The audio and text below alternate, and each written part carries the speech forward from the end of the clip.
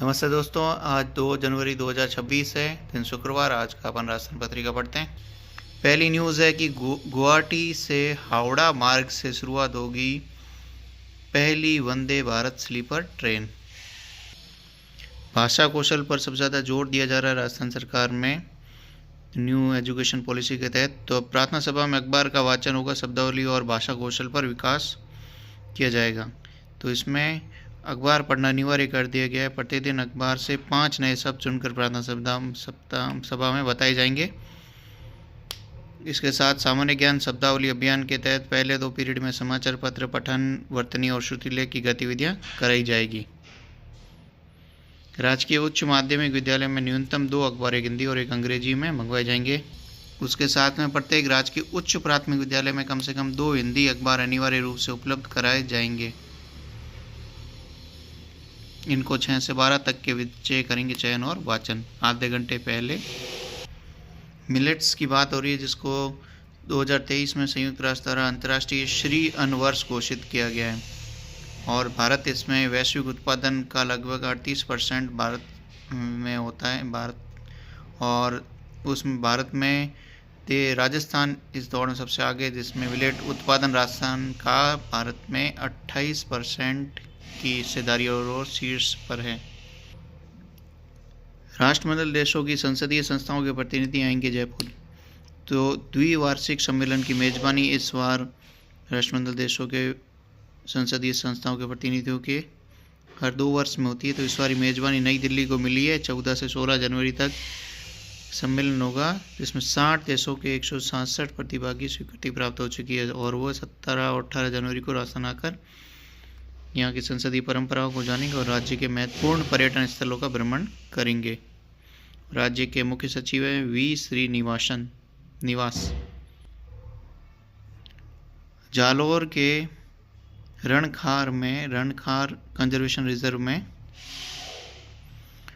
यहाँ पर wetland palace बन गया है, तो इसको नया कर कंजर्वेशन रिजर्व घोषित किया राजस्थान सरकार ने। तो इसमें वाइल्ड डंक की प्रजाति की इकस एमिनिस खुर प्रजाति की शरण स्थली कहलाया जाता है प्रवासी पक्षियों में। और यहाँ पर मुख्य रूप से लाना घास इम्पोर्टेंस है, पूछ सकते हैं कहाँ कहाँ पाई जाती है। लाना घास, सियल्डा, सेलसोला, सेलिकॉर्निया, हेलॉक्स, साइलॉन, एट्रिक्स, फ्लेक्स, स्पैरोबॉल वनस्पतियाँ पाई जाती है। इसको 25 अप्रैल 2022 को कंजर्वेशन रिजर्व एरिया के रूप में रणखार की घोषणा की गई थी। 15वां प्रदेश का और जालौर जिले का दूसरा कंजर्वेशन रिजर्व एरिया यह 500 हेक्टेयर क्षेत्र को आर्द्र भूमि भी घोषित किया गया है। तो यहाँ पर प्रजातियाँ कौन कौन सी आती है? फ्लेमिंगो, स्पूनरिंग, painted stork, pelicans, gulls, great white, black necked cranes, goose, cormorant, Siberian crane, herons, common, sandpiper, white necked, स्क्रूकक्स और यूरेसियन कोट्स मुख्य रूप से आते हैं। ये पर्यटन साइट के रूप में भी हो सकता है, क्योंकि राजस्थान के पड़ोस में गुजरात की सीमा लगती है। लगातार 35वीं बार भारत पाक ने परमाणु ठिकानों की लिस्ट साझा करी है। तो ये कब प्रारंभ किया गया था? समझौता किया गया था 31 दिसंबर 1988 को साइन किया गया था, और जबकि 27 जनवरी 1991 से लागू हुआ। और ईरान में अर्थव्यवस्था डाउन हो रखी है, क्योंकि उसकी मुद्रा का मूल्य बहुत ज़्यादा नीचे गिर चुका है डॉलर के मुकाबले।